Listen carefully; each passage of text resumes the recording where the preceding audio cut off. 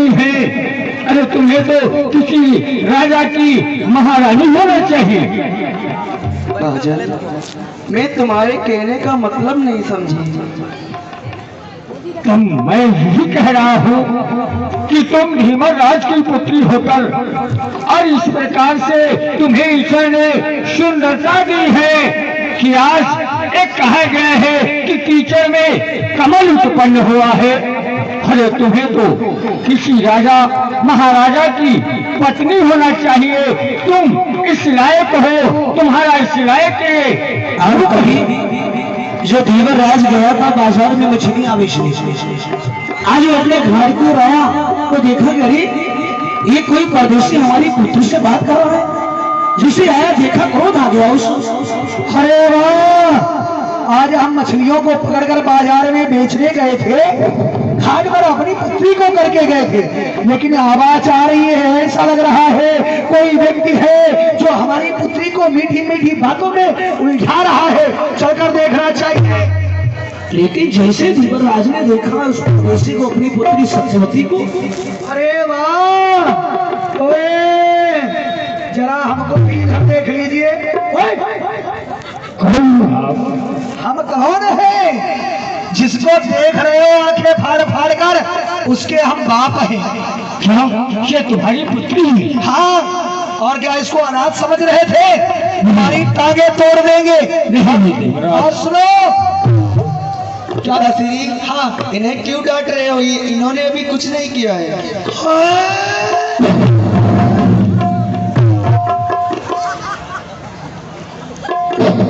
गलती नहीं, जब अपना सिक्का खोटा हो तो दूसरे की गलती नहीं देनी चाहिए। नहीं महाराज, धन्य है बिटिया। क्या महाराज? अरे हम तुम्हारे जैसों को भली प्रकार से जानते हैं। जंगल में आते ही शिकार खेलने के लिए अकेली लड़की को देखकर मीठी मीठी बातों में फंसाते हैं। नहीं महाराज, हाँ, ऐसी कोई बात नहीं है। ऐसी बात है, हम उसका परिचय ही जानना चाहते थे कि वो किसकी पुत्री है। उसने यही बताया कि वो धीमर राज की पुत्री है। अच्छा, तो तुम परिचय जानते रहे थे? हाँ। सुनो, हम तुम्हें ऐसे माफ करने वाले नहीं हैं। पहले हमारे चरणों में आओ, अपनी नाक रगड़ो, हमसे क्षमा मांगो। जो तुमने अपराध किया है उसको हम ऐसे क्षमा नहीं करेंगे। सावधान! अरे वाह,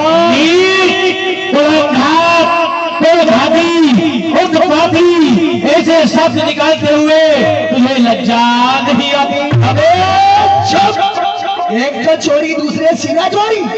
हमारी पुत्री को ये आंखें फाड़ फाड़ कर देख रहा था, अपनी बातों में फंसा रहा था, ऊपर से हम कुछ कहे भी ना। वाह। और सुनो, हाँ, जो बीच में तुमने आकर ये दुस्साहस किया है, अपराध किया है, इसके लिए तुम भी हमसे माफी मांगो। हमसे?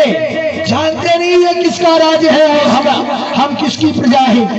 ये न्यायमूर्ति धर्मात्मा महाराज शांतन का राज है। अगर ये खबर तुम दोनों ने जो अपराध किया है, अगर हमारे महाराज तक खबर पहुंच गई, तुम लोगों को उल्टा उल्टा फांसी पर लटका दिया जाएगा। धीवर राज, हाँ, जरा मुझे ये बताओ कि महाराज शांतन को कभी देखा है? अबे देखा नहीं है तो देख लेंगे। वाह। आज काम आ पड़ा है, आज महाराज के पास जाएंगे न्याय मांगने के लिए। धीवर राज, हाँ, आप जिनसे बात कर रहे हैं ये वही महाराज शांतन है। क्या कहा? हाँ, महाराज शांतन है ये। यही महाराज शांतन है। हाँ हाँ, धीवर राज। आज जिसे महाराज का नाम सुना तो सारा डर गया। अरे अरे महाराज की जय हो। अरे ये मैंने क्या कह दिया, एक न्यायमूर्ति धर्मात्मा राजा के लिए। अरे महाराज, इस धीवर राज की मटी मारी गई। इस धीवर को दिन में रतौंधी आ गई। जो ऐसे न्यायमूर्ति दिन में रतौंधी नहीं आती। हाँ, दिन में दिनौधी, रात में रतौंधी आती है। अच्छा, दिन में दिनौधी आती है। अरे तो ऐसा बोलेगा महाराज फांसी चढ़ा देंगे। वही समझ लीजिए, हमको दिन में रतौंधी आ गई जो महाराज को नहीं पहचान पाए। इसमें तुम्हारी कोई गलती नहीं। हर पिता यही करेगा, अपनी संतान को देखकर कोई भी पिता क्षमा नहीं करेगा। महाराज, हमारी गलती नहीं है, हम आपके राज में रहते हैं, जात के हम मछुआरे हैं, मछलियां पकड़ा करते हैं, जिनसे अपनी गुजर बसर करते हैं। अभी ऐसा कोई काम आया ही नहीं जो हम अपने न्यायमूर्ति महाराज के पास जाएं और महाराज के दर्शन करें। परंतु धर्मराज, अरे आप क्षमा ही कहते हैं जी जी जी। तो हम तुमसे कुछ कहना चाहते हैं। अरे महाराज, ये धीवर के बड़े भाग्य होंगे जो आप इस धीवर राज से कुछ कहेंगे। महाराज धर्मराज, कहिए। तुम्हारी पुत्री विवाह के योग्य है सत्य और कहीं न कहीं तुम इसका विवाह तो करोगे ही। जी महाराज। परंतु यदि आप क्षमा ही चाहते हैं तो अपनी पुत्री का विवाह हमारे हाथ में समर्पित कर दो।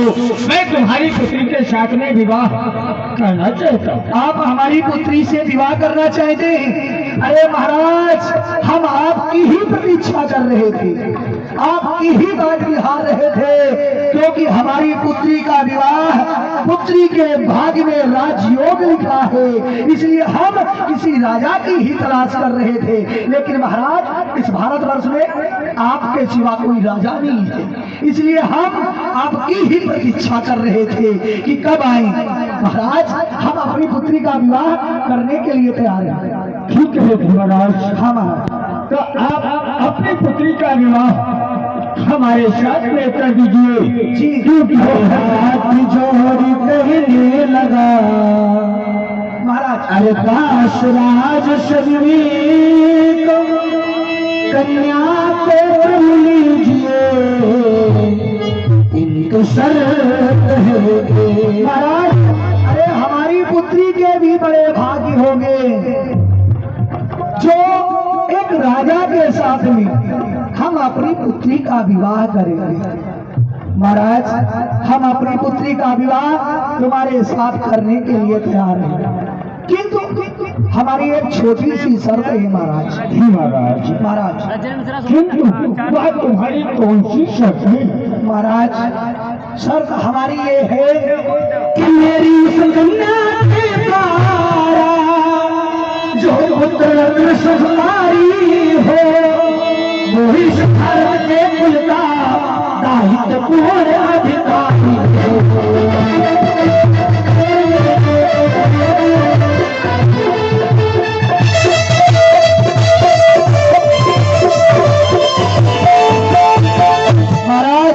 हम अपनी पुत्री का विवाह तुम्हारे साथ करने के लिए तैयार हैं, पर हमारी शर्त ये है, जो हमारी पुत्री का पुत्र होगा वो हस्तिनापुर का उत्तराधिकारी बनेगा। क्यों?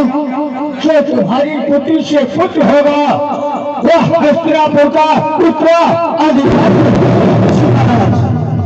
नहीं थी। महाराज नहीं, क्योंकि मैं गंगा को वचन दिया था कि पुत्र देवव्रत को मैं हस्तिनापुर का युवराज नियुक्त कर सकता हूँ। हस्तिनापुर का युवराज पुत्र देवव्रत है। अच्छा, मैं उसके साथ में अन्याय नहीं कर सकता। हाँ, तुम्हारी पुत्री से जो संतान उत्पन्न होगी वो हस्तिनापुर का राजकुमार अवश्य बनेगी, परंतु राजा नहीं। अरे वाह, हम अपनी पुत्री